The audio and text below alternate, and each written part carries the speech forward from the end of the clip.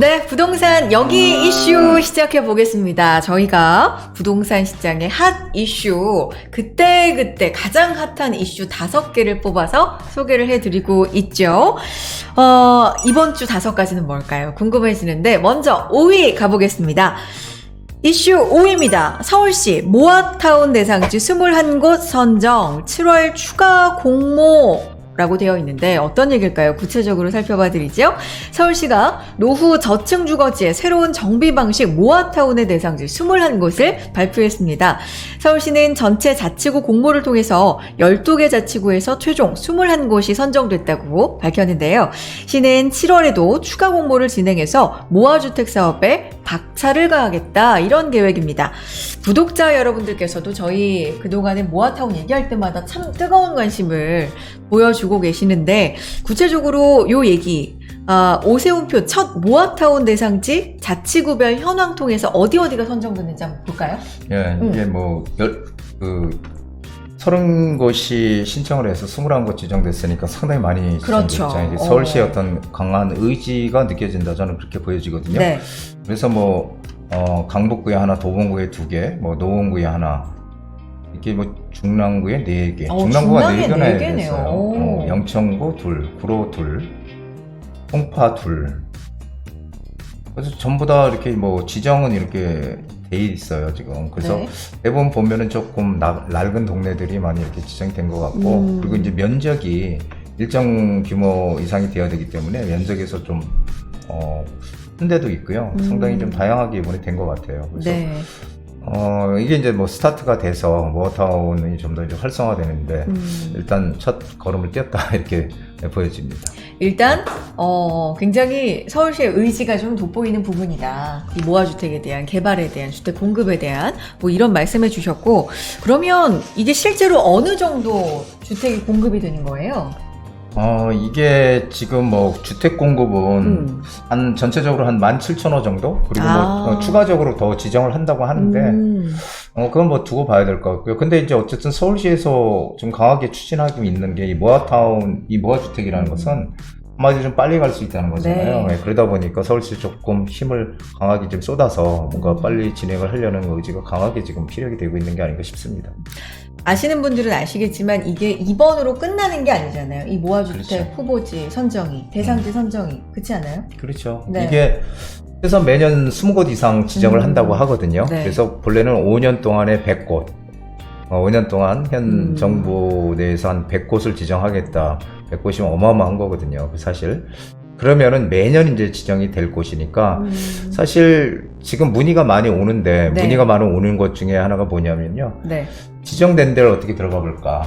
이미 지정된 곳을. 데 네. 이렇게들 많이 문의가 와요. 근데 저는 들어가면 안 된다고 얘기를 하죠. 왜 그러냐면은 이미 지정이 된 데는 가격이 올랐을까요, 안 올랐을까요? 올랐겠죠. 올랐어요. 네. 올랐고, 더군다나 신축인 경우에, 신축 같은 경우는 2022년 6월 23일가 6월 23일이 기준일이에요. 네. 그 기준일, 그게 이제 그 전까지, 2월 23일 전까지 착공 신고, 신축 같은 경우 착공 신고를 한 것들은 현금 청산이 안 되는데, 그 이후에 만약에 착공 신고 한다든지 이러면은 현금 청산이라는 거거든요. 그래서 그런 것도 조금 주의해야 될 것 같고, 앞으로 계속 지정이 될 텐데, 우리는 지금 지정이 돼서 이미 가격이 올라 있는 데를 들어갈 필요 없다는 거고요. 네. 또 하나는 항상 모아타운이고 재개발이고 재건축이고 간에 신속통합기이고 입지가 상당히 중요하거든요. 네. 그러면은 일단 내가 있는 금액을 활용하되 입지가 좋은 지역부터 우리가 1순위, 2순위, 그 다음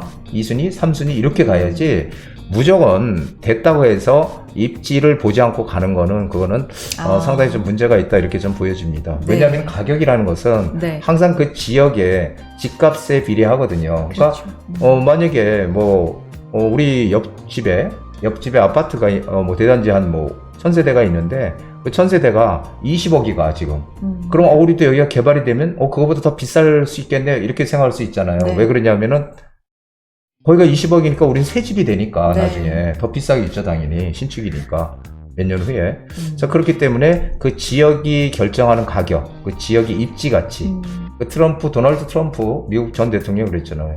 로케이션이라고 그랬어요. 부동산은 그 위치, 즉 입지 가치가 부동산이 가장 중요하다 이런 얘기를 했듯이 이제 우리는 지금 모아주택 계속 이제 지정을 할 거예요. 그럼 네. 거기서 중심 지역, 알짜배기에 들어가야 된다. 그것을 어떻게 찾느냐가 지금 관건이다. 이렇게 저는 생각이 돼서 앞으로 지정이 될 만한 것을 우리가 들어가야지 이미 지정된 데 들어가면 안 된다. 아하. 예, 이렇게 저는 말씀드리고 싶습니다. 그렇군요. 중요한 점을 지금 진짜 하시고 싶은 말씀은 이미 지정된 곳은 이미 올랐다. 그렇죠. 여기에 관심을 갖는 게 아니라 앞으로도 이 정도 규모가 매년 선정이 될 예정이니까 될 만한 지역으로 관심을 돌려보는 게 진짜 중요하다. 그리고 그걸 고르실 때는 입지, 알짜배기 지역을 좀 골라야 된다라는 말씀 진짜 강조를 해 주셨습니다. 짧게 선정된 이제 21곳 같은 경우는 앞으로 어떤 절차를 받게 되는 거예요? 일단은 뭐 하반기에 이제 관리 계획부터 일단 세워야 될 거고요. 네. 이제 관리 계획을 세우면서 이제 순차적으로 뭐 조합 설립도 하고 이래가지고 이제 모아타운으로 지정이 되고 이렇게 진행이 될 것 같아요. 근데 이제 아무래도 좀 더 빨리 갈 수 있다는 그런 장점이 있어서 많은 네. 분들이 관심을 가지고 있어요. 그러니까 그렇다고 하더라도 이게 결국은 주민동의 80%를 얻어야 되거든요. 네네. 동의 80%를 얻어야 가기 때문에 그 지역에 과연 잘 협조할 수 있는 그런 어떤 분위기가 형성이 되느냐 이것도 상당히 중요할 것 같아요. 만약에 지정이 되고 2년 내에 시행이 안 되면 해제되는 거거든요. 네. 해제되면 안 되잖아요. 그러니까 그런 동네의 어떤 분위기나 이런 것도 잘 보고 우리가 판단을 해야 될 것 같다 이런 생각이 듭니다. 알겠습니다. 모아주택 오세훈 시장의 역점 과제로 꼽히는 대표적인 또 정책 계획이기도 합니다. 앞으로 계속해서 주목해서 보시면서 시장 흐름도 따라가 보시면 좋을 것 같고요. 이슈 4위 보겠습니다. 오르는 분양가, 복잡해진 무주택자 셈법입니다. 어떤 얘기일까요? 정부가 분양가 상한제 개편안을 내놓으면서 올 하반기 새로 공급될 아파트 단지들의 분양가가 오를 거란 전망이 지배적입니다. 때문에 신규 분양으로 내 집 마련을 계획하고 계실 전국의 수많은 무주택자 분들로서는 앞으로 이 주택 마련을 어떻게 할지 그 계획에도 좀 전략의 수정이 필요하다. 이런 전문가들의 의견이 나오고 있는데 우리 채널에서 또 이 소식 알아보겠습니다. 일단 하반기 분양가가 오를 거다. 지금 간단하게 설명을 해드렸는데 왜 이런 얘기가 나온다는 거예요? 지금 뭐 아시다시피 원자재 값도 많이 오르고 지금 물가가 지금 뭐 엄청나게 오르고 그렇죠. 있잖아요. 그게 이제 뭐 우크라이나 러시아의 어떤 전쟁 사태와도 무관하지 않고요. 네. 그래서 지금 뭐 계속 금리도 올라가고 있고 물가도 올라가고 있고 환율도 오르고 지금 아주 그렇죠. 총체적인 난국이다 이렇게 얘기를 드릴 수가 있어요. 그래서 네. 그런데 이제 그러다 보니까 지금 건설 현장에서 사실 뭐 건설이 중단이 되고 이 주택 건설 현장에서 이런 것들이 여기저기서 발생을 하다 보니까 대표적인 게 분천주고 있잖아요. 맞아요. 네, 그래서 정말. 지금 건축비도 한마디로 올리겠다. 네. 건축비도 올리겠다. 뭐 한마디로 전부 다 일단은 올리겠다는 거거든요. 그래야지 뭔가 공사비가 올라가는 만큼 거기에 대해서 지불할 수 있는 네. 그런 게 되니까 올리게 되면 당연히 분양가도 기본 건축비 올라가면 당연히 분양가도 네. 올라가는 거겠죠. 그래서 당연히 뭐 건축비 올라가니까 올라가는 거고 그렇게 되면은 이 집을 지금 최근 정부 5년 동안 집값 많이 올랐잖아요. 지난 정부 동안. 네. 그렇기 때문에 이 무주택자들이 지금 뭐 집을 사기가 점점 더 지금 어려워지는 그런 형국이 아닌가 싶습니다.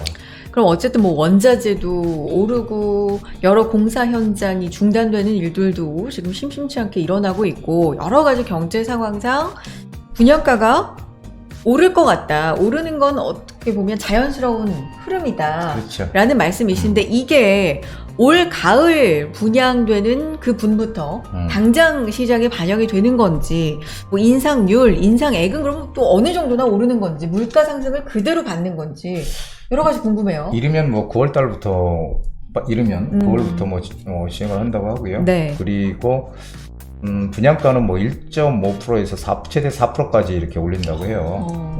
그래서 상당 부분 분명히 도움은 될 것이라고 저는 보여지네요. 그러면 말씀해 주셨지만 내 집 마련의 전략 수정이 좀 필요하지 않나? 라는 생각이신 거잖아요. 그렇죠. 어떤 식으로 수정하면 좋을까요? 지금 뭐 집을 참 산다는 게 그러니까 진작에 샀으면 참 좋았을 텐데 그렇죠. 제가 내 집 한 채는 필수다 이런 얘기를 네. 거의 한 10년 이상 떠들고 있는데 집값이 떨어질 거라고 생각했던 분들이 많았던 것 같아요. 그러니까 항상 그런 것 같아요. 근데 지금은 뭐 더더구나 대출 규제나 뭐 금리 인상 뭐 이런 것들 때문에 그리고 이제 분양가까지 상승하게 되면은 네. 더더욱이나 이제 뭐 이 무주택자나 이런 분들은 자금 조달할 수 있는 비용이 늘어나는 거잖아요. 네. 그렇게 더더욱 힘들어지는 거죠. 그래서 지금 현재 일반 분양가 9억 이상 되면은 이 집단 대출이라고 하는 그 대출 못 일으키거든요. 네. 그렇기 때문에 뭐 분양을 받을 수가 없는 거죠. 받고 싶어도. 그렇게 지금 그런 큰 문제인 것 같아요. 그래서 제가 생각하는 거는 어떤 기사에 그런 게 나왔어요. 저도 조금 그렇게 갈 거라고 보여지는데 이 청약 가점이 높은 무주택자들 많이 이제 부어가지고 돈 네. 액수가 많이 있는 이런 무주택자들은 아마 이게 뭐 2기 신도시나 3기 신도시, 신도시 쪽으로 뭐 갈 것이다. 청약을 받기 위해서. 그럴 때 이제 뭐 청약 가점이 높거나 이런 분들. 그리고 이제 만약에 자금 여력이 높은 사람들은 어쨌든 간에 돈이 있으니까 그쵸. 이 서울의 이 중심 지역들, 도시에 그런데 이제 뭐 민간 정비 사업 같은 거 청약을 받는. 그래서 지금 이 청약 시장도 완전히 양극화될 거다 이런 얘기들을 지금 많이 하고 있는 것 같아요. 근데 실제로 그런 일들이 충분히 벌어질 수 있다고 보여지고요. 지금 뭐 무주택자에 대해서 DTI, LTV도 완화시켜주고 뭐 이렇게 하지만 80%뭐 이렇게 완화시켜준다고 하지만 사실은 집값이 너무 올랐기 때문에 그렇죠. 그것도 상당히 부담이에요. 네. 그래서 상당히 지금 문제가 큰 것 같습니다. 그래서 이 정책을 정말 잘 해야 되는데 이 정책이 잘못됨으로 인해서 정말 많은 사람들이 피해를 보는 게 아닌가. 이 무주택자들 특히 저는 그렇게 생각이 듭니다. 뭐 청약 가점이 높은 분들, 또 자금 여력이 어느 정도 있는 분들에 따라서 물론 전략은 달라져야 할 거고 그 밖에도 수많은 케이스가 있겠죠. 그럼요. 그렇죠. 예, 부동산은 정말 많습니다. 그렇죠. 케바케라는 얘기 하는데 케바케 뭔지 아세요, 부디? 몰라요. 케이스 바이 케이스. 저는요, 그, 줄임말. 이 줄임말에 네. 대해서 아직까지 좀 거부감이 있어요. 아 진짜요? 왜 그러냐면은, 아니, 우리 한글을 왜 놔두고, 왜 자꾸 줄이냐고, 왜. 그냥 네. 온전히 다 말을 하지. 그렇죠. 어쨌든 그러면 경우에 따라서 수많은 경우의 케이스 수가 바이 케이스. 케이스 바이 케이스가 있으니까 나한테 맞는 맞춤 전략을 세워야 하는 건 뭐 당연한 얘기일 겁니다. 그럼 맞춤 전략도 세워 드릴 테니까 부디 채널로 문의해 주시기 바랍니다. 자, 세 번째 이슈 가 보겠습니다. 8월 전세대란 얘기 많이 들으셨죠? 오는 걸까? 마는 걸까? 다음 이슈로 정해봤습니다. 실수요자분들도 아마 궁금해 하실 만한 소식인데 그동안 전세 수요자를 공포에 떨게 한 이른바 8월 전세 대란 많이들 들어보셨을 얘기입니다. 그런데 8월이 가까워질수록 시장에서는 올여름 전세 대란이 생각보다 심하지 않을 것 같다. 아니면 심지어 아예 오지 않을 것 같다. 이런 예측도 나오고 있는 상황입니다. 사실 이게 전문가들 목소리가 좀 달라지는 건가? 뭐 이렇게 좀 헷갈리시는 분들도 있을 것 같은데 과연 진실은 뭔지 부디의 얘기도 한번 들어보고 싶습니다. 자, 전세 대란 얘기 계속 했었는데 8월 가까우면서 생각만큼 안 올 것 같은데 아니면 아예 없을 것 같은데 또 이렇게 바뀌고 있는 게 분위기가 감지가 돼요. 어때요, 부디? 근데 제 생각은 그래요. 우리가 네. 뭐 경제 위기가 온다. 네. 그 언론에 많이 나오잖아요. 그럼 위기가 안 오는 거예요. 왜 그러냐면 위기라는 거는 항상 소리 없이 소문 없이 오는 거고 위기가 왔다 가야 그때 그때 위기였구나라고 느끼는 거지. 네. 위기가 온다 해서 온 적이 한 번도 없어. 그러니까 이것도 본래 전세 대란이 올 것이다라고 하면은 정부에서는 안 올 거다, 전세 대란 없을 거다 이렇게 얘기를 막 강하게 하고 이렇게 해야 되는데 지금 이 분위기들을 가만히 보면은. 네. 전세 대란 올 것 같다 해서 지금 좀 안 올 수도 있다 뭐 이렇게 지금 분위기가 좀 바뀌는 것 같거든요. 네. 근데 제 생각은 그렇습니다. 이게 그 전세 대란은 까지는 아니더라도 그래도 전세가 상승은 뭐 이건 불보듯이 뻔한 것이다 이렇게 저는 생각을 아직도 하고 있어요. 전세 대란까지는 뭐 그렇게 언론이나 전문가들이 좀 많이 얘기했던 것처럼 그렇게까지는 안 올 가능성이 있지만 전세가는 어쨌든 오를 것이다. 이 생각에는 변함이 없으신 거고요. 그렇죠. 이유가 있을까요? 지금 뭐 아시다시피 그 임대차 3법 중에 이제 그 임대차 2법 네. 두 가지 법, 계약갱신 청구권, 그렇죠? 전월세 상한제 네. 이 두 개가 사실은 이 전세가를 불안하게 만드는 가장 큰 요인이라고 저는 예전부터 얘기를 드렸는데 네. 지금 아시다시피 뭐 각 신문에서 얘기했듯이 8월 달부터 그 5% 계약 기간이 끝나는 그런 매물들이 네. 나올 것이다. 네. 그러면은 나오면은 당연히 그 전세 못 올렸으니까 올리겠죠. 그동안에 그렇죠? 못 올린 분이라든지 올리겠죠. 앞으로 못 올릴 분까지 네. 올리겠죠. 그러면은 전세가는 뭐 오르는 건 기정사실이에요. 그런데 이제 그 전세가 없을 거다 이렇게 지금 얘기하는 분들이 있거든요. 이제 그런 분들의 얘기는 1년 전보다 이제 전월세 매물이 지금 오히려 증가하고 있다. 이 물량을 데이터로 좀 나온 게 있는데 그걸 한번 보면서 좀 얘기를 나눴으면 좋겠어요. 어느 정도 전세 물량이 나오고 있어요? 근데 제가 보기는요. 네. 지금 뭐 용산, 관악, 뭐 서대문 뭐 이렇게 지금 나와 있는데 네. 동대문. 근데 저는 이 데이터가 이게 정말 정확한 데이터인지 잘 모르겠어요. 왜 그러냐면은 네. 제가 실제로 느끼는 거는 전세 물량이 없는 데들도 상당히 많거든요. 지금 이사를 가려도 전세 매물이 없고 한 데가 상당히 많아요. 근데 어떻게 이렇게 전세 매물이 늘어났다고 얘기를 할까? 그래서 저는 지역적인 그 차이가 있지 않나라는 생각을 하고 있고요. 그리고 네. 지금 아까도 말씀드렸지만 조금 전에 네. 뭐 전세가 안 올 것이다라고 얘기하는 게 이제 뭐 전월세 이렇게 늘어난다 네. 이런 것도 지금 있고요. 그리고 전세가 계속 이제 월세화 된다. 이건 뭐 예전부터 계속 말씀드렸죠. 전세가 줄어들고 월세. 그리고 그게 이제 전세자금 이유는 이제 그런 거죠. 전세자금을 우리가 대출을 받잖아요. 이자를 그럴 때 내야죠. 이자를 내는 거 하고 네. 그리고 월세로 들어가서 월세를 주는 거 하고 월세 주는 게 더 싸다는 거예요. 지금 이자가 올라가니까. 그렇죠. 네. 이게 왜 그러냐면 계속 금리가 올라가니까. 그래서 이제 월세화가 지금 가속화된다 이렇게 지금 얘기들을 하고 있고 전세의 월세화는 점점 더 가속화될 것 같고요.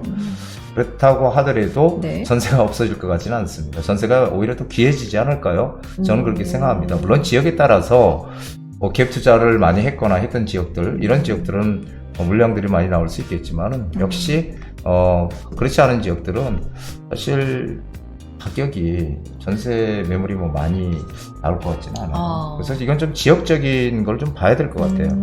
지역적 차이가 좀 크다라는 말씀이시고 전세 월세화는 지금도 빠르게 진행이 되고 있고 앞으로도 그럴 거라 예상하시지만 그만큼 그러면 거꾸로 생각해보면 전세가 좀 귀해진다는 얘기니까. 그렇죠.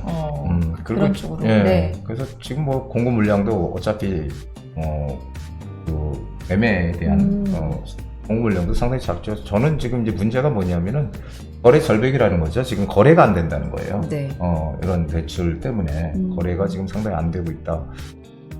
하지만 8월 달부터 지금 이제 전세가가 오르면서 네. 물론 이제 한꺼번에 쏟아지지는 않겠지만 그것도 이제 나눠서 뭐 가겠죠. 뭐 11월 달에도 나올 거고 12월 달도 또 그렇죠.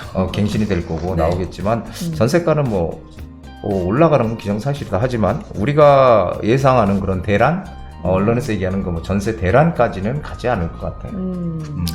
그러니까 결론은 부디 생각은 전세 대란이라는 약간 좀 말이 공포스럽고 좀 자극적이잖아요. 그렇게까지는 가지 않을 거지만 그렇다고 전세가가 안정이 된다거나 그런 것보다 전세가는 올라갈 거다. 그렇죠. 점점 이렇게 생각을 하시는 거군요. 그리고 전세 매물이 지금 자료를 보면 뭐 지난해 같은 날보다 36% 넘게 늘었다고 자료에 지금 나오고 있고요. 뭐 용산, 관악, 서대문, 동대문, 강북 이렇게 나오고 있고 지금 이건 객관적인 자료입니다. 그렇지만 이건 지역적 차이가 좀 있는 것 같다. 그렇죠. 라는 말씀이시죠. 이게 지금 왜 여기만 내놨는지 모르겠어요. 전체를 다 내놓으면 알 수 있을 텐데 네. 여기 떨어진 지역만 내놓은 게 아닌가. 좀 물량이 많아진 지역들만 내놓은 게 아닌가 싶기도 하고 잘 모르겠습니다. 저는 실제로 피부로 와서 느끼는 거는 전세 물량이 엄청 늘어났다 이렇게 저는 느끼질 않거든요. 그렇군요. 네.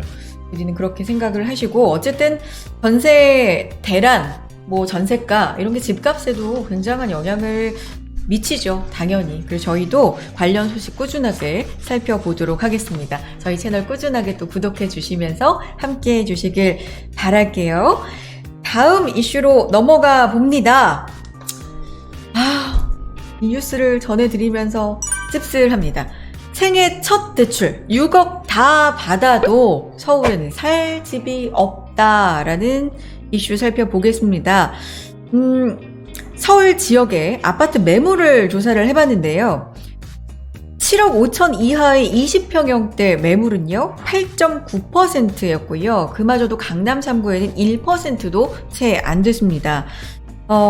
매물도 부족하고 금리 인상도 되고 이런 여러 가지 여파가 겹쳐서 규제가 좀 완화가 돼도 내 집 마련은 사실상 불가능하다라는 목소리가 많아지고 있다는 얘기고요. 신혼부부 등의 실수요자들의 불만도 높아지고 있다라는 얘기입니다.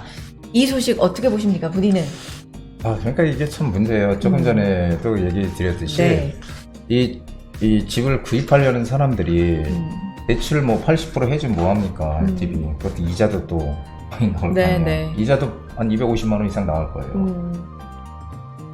그거를 갚을 수 있는 능력이 있는 사람들이 과연 얼마나 될까? 그러니까요. 그리고 그래서 사실 지금 6억을 뭐 대출해준다고 해도 집을 살 수가 없는 지금 상황이죠. 서울에. 그렇죠. 예. 지금 7월부터 완화된 정책이 시행이 되죠. 생애 최초 주택 구입자를 대상으로 이제 완화된 정책, 윤석열 정부의 부동산 대책이 시행이 되는 가운데 어쨌든 실수요자들 사이에서 불만이 터져 나오고 있다. 이런 소식을 지금 전해드렸는데, 그러면 앞서서 말씀드린 것처럼 서울시의 7억 5천 이하 20평대 아파트 매물 현황이 어떤지 자료를 보면서 좀 설명해 주세요.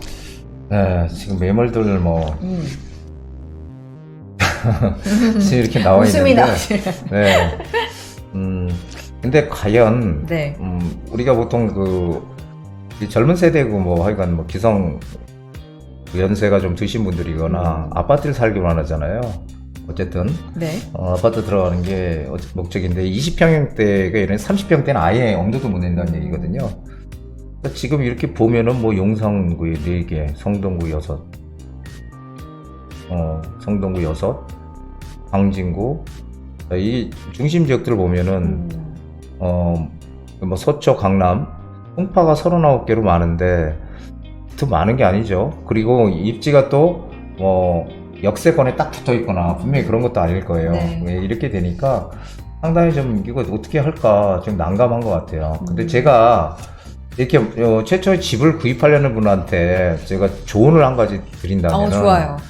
지금 사실 아파트를 우리가 월급을 받아 사기 정말 어렵습니다. 네. 정말이에요. 그래서 제가 항상 지금도 상담을 기존 우리 고객들이나 이런 분들한테 상담, 투자 상담 이런 걸 할 때 네.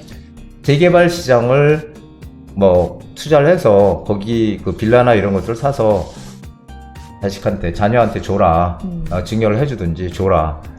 그게 나중에 큰 격차를 친구들하고 격차를 벌려줄 거다. 나중에 한 10년 후면 이런 얘기를 많이 드렸거든요. 근데 지금 제가 조언 드리고 싶은 건 이런 거예요. 아직 젊고 내가 어떻게든지 이 재테크를 잘 해서 그래도 뭔가 내 집을 장만하고 싶다면 네. 지금 아파트에 눈을 돌릴 때가 아니고 지금은 왜냐하면은 7억 뭐 몇천 뭐 이렇게 되는 것들이라고 해봐야 솔직히 투자 가치는 별로 없거든요. 예, 그런 아파트는 투자 가치 없어요. 그냥 거주의 목적일 뿐이지. 그러면은 차라리 내가 고생을 하더라도 좀 아니면 월세를 살던 내가 돈을 벌면은 월세를 살던 조그만 집에 전세를 살더라도 이런 모아주택이 될 수 있는 지역이나 아니면은 이 신속통합기획 재개발, 하여간 재개발이 가능한 그런 지역에 빌라를 사놓고 기다리는 거예요. 지금 서울의 정책의 가장 근본이 지금 재개발 재건축이거든요. 네. 거기에 모아타운과 신속통합기획, 뭐 역세권 개발 전부 다 재개발이에요 이게. 그러면은 옛날 빌라 생각하면 안 되고 그런 지역을 우리가 소위 몬테크라고도 하잖아요. 네. 그러면 차라리 그런 지역에 들어가 사는 거예요. 그것도 안 되면은 전세를 끼고 사면 안 되면 아예 들어가 살면서 그래서 모아주택이든 이런 곳이 만약에 나중에 아파트가 바뀌면은 굉장히 상황이 틀려지는 거거든요. 네. 그래서 그런 방법도 한번 생각을 해보시라고 좀 조언을 해드리고 싶어요. 그냥 투자 가치 없는 저가의 그런 아파트를 사느니 이런 좀 입지가 괜찮은 그런 지역들에 재개발에 투자를 해서 거기가 나중에 아파트가 될 때 가치가 어마어마하게 커지잖아요. 그래서 우린 조금 뒤를 보고, 그리고 지금 어떤 흐름 같은 걸 보시면은 다들 아시겠지만 제가 누누이 얘기 드렸잖아요. 지금 흐름은 어때요? 재개발, 재건축이라고 말씀드렸잖아요. 네.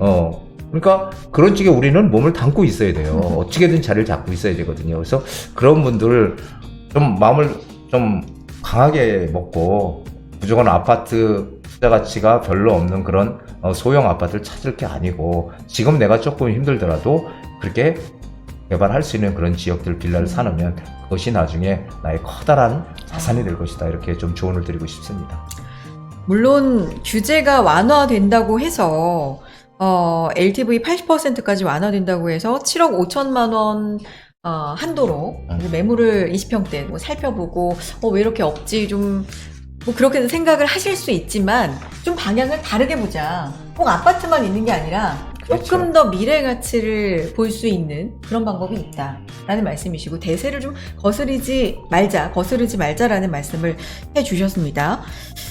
옛날에도 사실 부디가 젊을 때도 내 집 마련은 어려운 거였죠. 저는 꿈에도 뭐 생각을 못했죠. 내 집 마련이 쉬웠던 시절은 사실 없지 않아요? 없었어요. 그쵸? 예. 저도 뭐 내가 집을 산다는 건 아예 생각도 못했던 그런 시절이. 근데 이제 그런 게 있어요.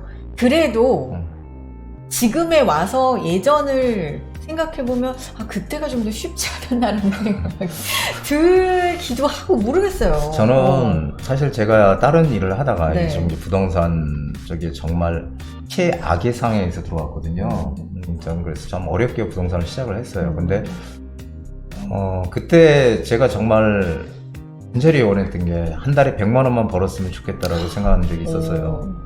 그때 지금 눈물 나는 얘기인데, 예전에. 근데 부동산을 하면서 많이 이제 경험을 하면서 느낀 게, 저도 뭐 돈을 못 벌던 시절도 있었고, 그리고 그런 시절들을 쭉 경험을 하다 보니까 지금 이제 젊은 친구들이 오면은 이제 그런 조언을 많이 해줬어요. 지금 아파트 뭐 전세로 갈까, 결혼해서 하지 말고 그냥 그런 개발 가능한 지역에 둘이 고생해서 빌라에 들어가 살든지 해라.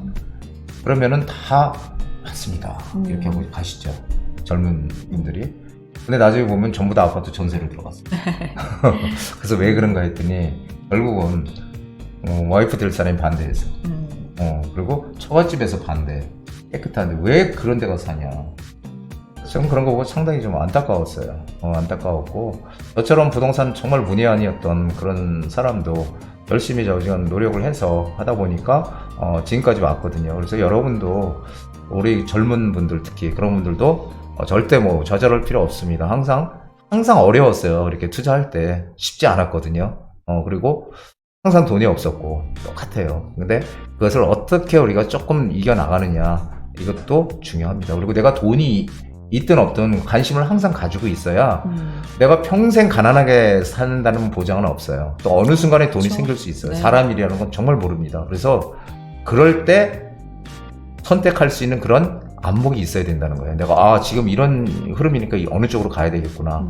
저는 그런 것을 정말 많이 얘기를 드렸는데 한 명도 한 분이 없어요. 그래서 사실은 정말 실망을 많이 했죠. 제가 얘기한 것들, 그런 것들이 안 맥히는구나. 아니, 한 명도 하지 않았다는 건 약간 안 믿겨지는 게, 부디 덕분에 이렇게 많이 재테크에 그래도 성공을 했어요라는 분들 진짜 많잖아요. 많아요. 예. 근데 그분들은 뭐 다른 거예요? 지금 한 분도 없었다라는. 젊은 친구들.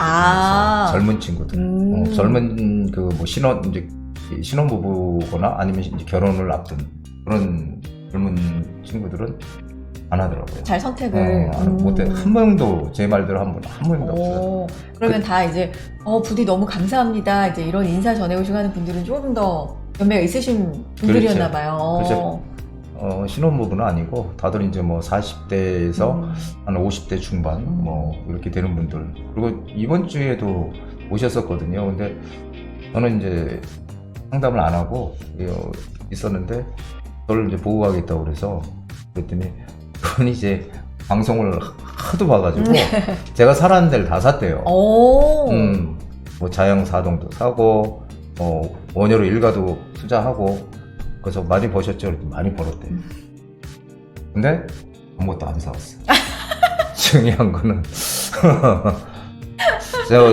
제가 이번 기회에 이제 말씀드리는데 이렇게 투자하셔가지고 이렇게 조금 이익을 좀 많이 내셨잖아요. 그럼 커피라도 좀 제발 좀 사오시면 아, 제가 고맙게 잘 먹겠습니다. 아니 뭐 네. 아는 걸 바라시는 게 아니라 그죠?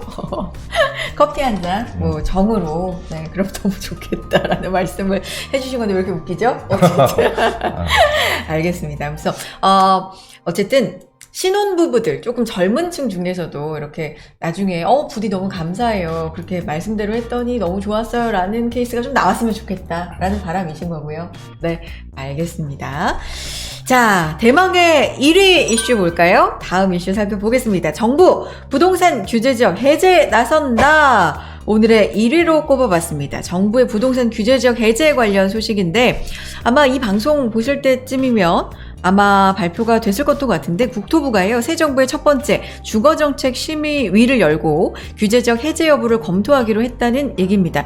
이게 지자체뿐만 아니라 뭐 투자자 관심도 그렇고 좀 대단할 것 같은데 어때요? 네, 지금 사실 이 전국적으로 투기과열 지구가 49곳이 지정이 됐고요. 네. 그리고 조정 대상 지역 112곳, 100곳이 넘게 지금 지정이 돼서 지방의 그 중소도시까지 막 지정을 막 해놨거든요. 웬만하면 다. 그래서 네. 이렇게 되면 이제 대출이라든지 세제라든지 뭐 청약 이런 것들이 강화돼서 사실은 분양권 전매도 뭐 제한이 되고 상당히 규제가 많아요. 그러니까 이 거래가 잘 안 되는 거죠. 네. 그래서 이런 것들을 지금 이제 막 지자체에서 풀어달라고 계속들 얘기하고 있는 상황이고요. 요구한 지역도 꽤 많잖아요. 네, 많죠. 네. 그래서 지금 보면은 뭐 대구, 세종, 전주, 여수, 천안, 김포, 양주, 파주, 뭐 울산, 동두천, 광주, 포항, 순천, 광양 정말 많습니다. 이렇게 지금 전부들 풀어달라고 지금 아우성이죠. 그렇군요.